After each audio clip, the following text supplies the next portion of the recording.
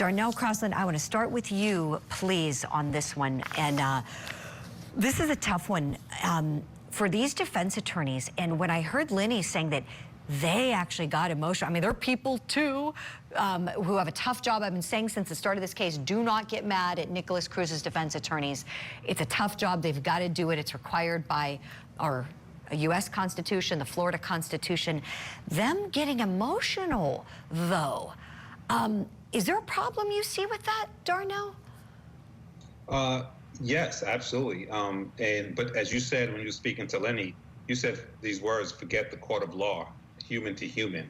So when you talk human to human, defense attorneys are human. And the only issue that I have with these phases is this.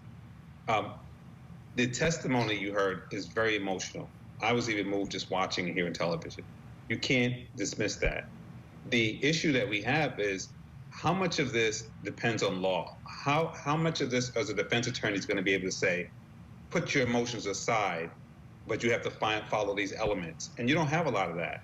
If it was the trial, then you say in order to find a person guilty, you have to find element 1, 2, and 3 of burglary or whatever it is.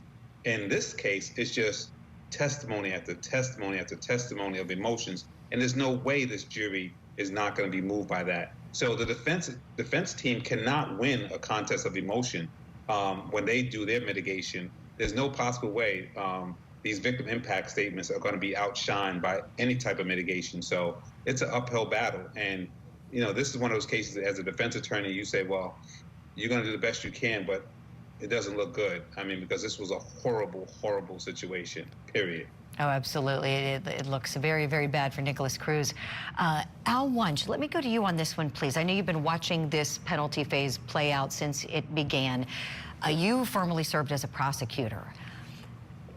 Is there any risk here of the state over-trying this portion of the trial? Is there any point where it might be too much evidence, or is there no risk of that in your view, please?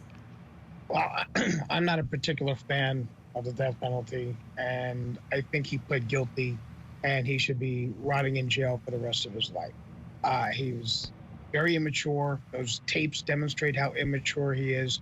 You know, the conduct with him holding his ears and looking down demonstrates, in my opinion, remorse.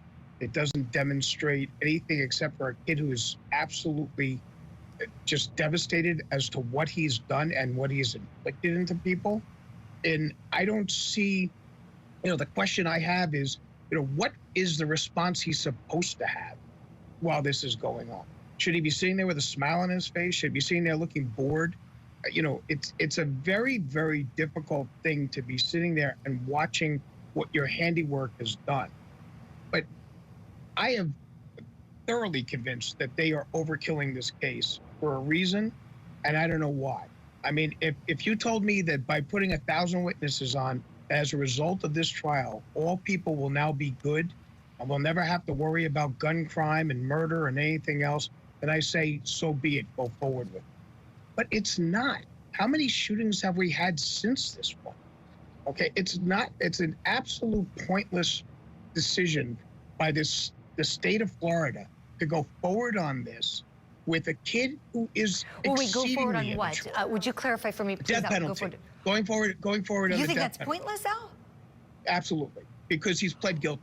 If he did not plead guilty, then I have no mercy for him. He pled guilty to the crime. Now, I know he's they're allowed to we go don't want to get forward into on political debate. That's your view, just to be clear. You're entitled to it, certainly. Right, but it's my opinion that he should rot in jail forever.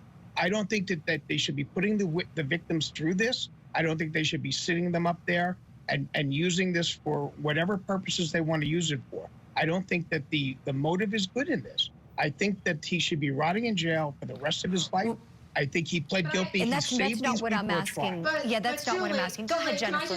Can I just interrupt here? I can't agree with Al at all on this one because, you know, Al looks at him as a poor kid, you know, showing a lot of remorse. I think what this testimony shows, what the what this presentation shows, the videos, shows that he's a complete animal. He has no remorse whatsoever. There's no argument that he's not. He was callous and cold, Al, and that is why the jury needs to see this. They need to see how he calculated this, how he planned this, what he was thinking, what he was searching, and then that impact that his acts had on these horrible, horrible impact on these families and how it's affected them and will affect them for the rest of their lives. And to have him sit there covering his ears, no, does not show remorse in my mind. It shows how cold and callous he is because he doesn't even want to be bothered with any of it. He doesn't want to see it. You don't see him crying or showing any emotion.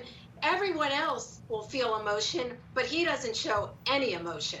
So I think that's the point of having this trial or having this presentation and letting the jury see exactly who he is. He is not some poor kid. He is somebody who is cold and calculating and purely evil to go ahead and do something like this. Absolutely. So that's why we need to have it.